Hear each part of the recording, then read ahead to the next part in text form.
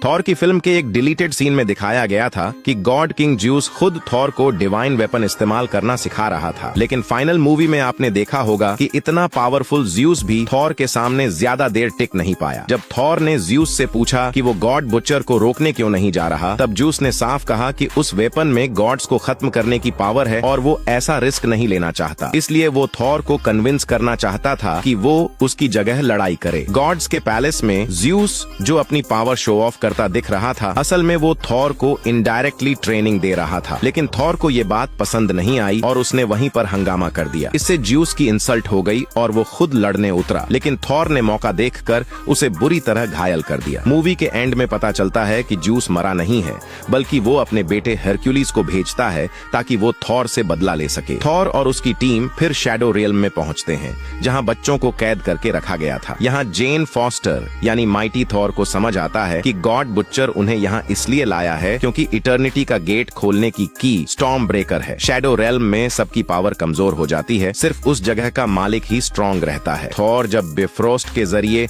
Escape करने की कोशिश करता है, तभी गॉर अचानक आकर स्टॉर्म ब्रेकर को छीन लेता है। इधर जेन की हालत हॉस्पिटल में खराब हो जाती है। थॉर को तब पता चलता है कि म्योल्निर उसे पावर्स तो देता है, लेकिन साथ ही उसकी लाइफ भी धीरे धीरे खत्म कर रहा है। अब थॉर अकेला रह जाता है। दूसरी तरफ गॉर स्टॉर्म ब्रेकर से इटर्निटी का गेट खोल देता है। तभी एक बिल्डिंग बच्चों पर गिरने वाली होती है, लेकिन लास्ट मोमेंट पर थॉर आकर उन्हें बचा लेता है। बच्चों को बचाने के बाद थॉर उन्हें टेम्पोरेरी थॉर पावर्स दे देता है और फिर सब मिलकर शैडो मॉन्स्टर्स से फाइट करते हैं। थॉर खुद गॉर से लड़ता है, लेकिन वो धीरे धीरे हारने लगता है। तभी अर्थ पर जेन को म्योल्निर बुलाता है और वो वापस बैटल में आ जाती है। दोनों मिलकर नेक्रोस वर्ल्ड को डिस्ट्रॉय करने की कोशिश करते हैं। हालांकि सोर्ड खुद को रिजेनरेट कर लेती है, लेकिन जेन अपनी आखिरी ताकत लगाकर उसे पूरी तरह डिस्ट्रॉय कर देती है और इसी प्रोसेस में उसकी मौत हो जाती है। उधर गॉर एटर्निटी तक पहुंच जाता है। थॉर उसे रोक नहीं पाता, इसलिए वो अपने आखिरी मोमेंट्स जेने के साथ बिताने का फैसला करता है। ये देखकर